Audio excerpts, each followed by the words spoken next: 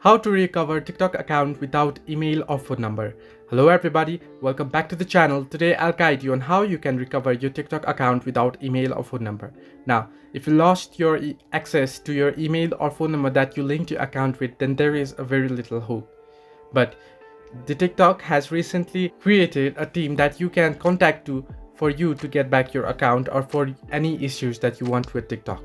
Now, what you want to do is head over to your browser and search in for TikTok feedback. Now, once you search it, at the very first, you'll get the link, share your feedback on TikTok. Now, what you want to do is type in your email address. Now, type in the email address that you now have access to. Don't type in the TikTok account email address that you linked because you don't have access to it. And type in your username, your account username here, and then select the topic, your general account inquiry here, and then select in your login issue here, and then type in your issue. You can say I lost my access to my account, I don't have my email or phone number, and I want to log into my ID and whatever. And then you can add attachments of proving that the account belongs to you, and then submit it to TikTok, and they'll get back to you through the email that you type in here.